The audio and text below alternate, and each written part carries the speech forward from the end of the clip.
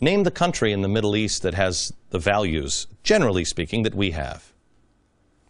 I can only name one. Why are we standing with all those who are against Israel?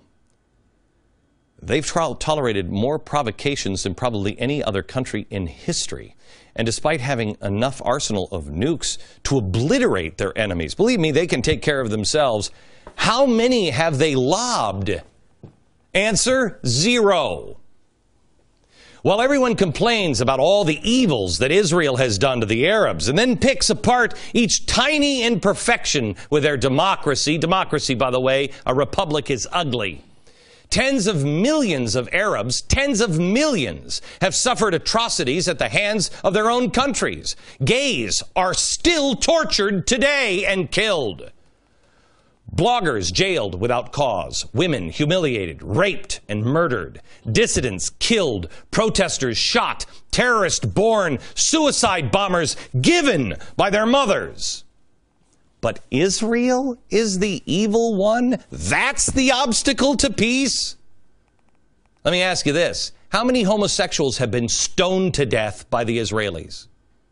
How many adulterers have been buried up to their neck in sand and stoned to death in Israel? How many bloggers have been jailed without cause? How many terrorists are wearing a yarmulke? But now, the world is being led to the water. That Israel is the evil one, and it's about to drink. Don't drink that water. They have measurably... No, it's the Middle East. They have immeasurably more freedom than any other Middle Eastern nation. Women are free to drive. Women and our daughters can walk alone in the streets without being stoned or jailed. You can bring a Bible or a Quran into Israel.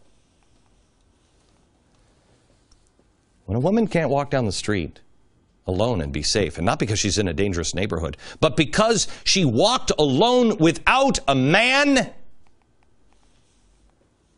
how do you possibly stand with that country? How do you possibly stand with that? With a group of people that say, I'm going to kill you if you don't go to my faith. A country that treats women or people who are at all different like a dog. Treats a woman as a piece of furniture or a sexual toy that can be raped, and the courts will allow it. How is it that a country like ours actually listens to those evil people saying this is evil, and we believe it? How many Israelis have taken someone off the streets and then beheaded them on videotape just for political reasons? Our administration is siding with the wrong side. They are standing against good and encouraging evil in the Middle East. We are reprimanding the nation that is as flawed as we are and protecting the aggressors. We're protecting the killers and the terrorists. We have gone from a nation who was doing the wrong thing by siding with Mubarak to a nation who is doing an even greater evil by arming Al-Qaeda and the Muslim Brotherhood, which empowers Iran and also, in the end, destroys Israel. It is not difficult to tell good apart from evil. Let's start with some simple ideas. Voting rights. Generally speaking, which is better? Voting rights of Iran, Muslim Brotherhood, those who ran Al-Qaeda? How about free speech? Rights of women, rights of homosexuals.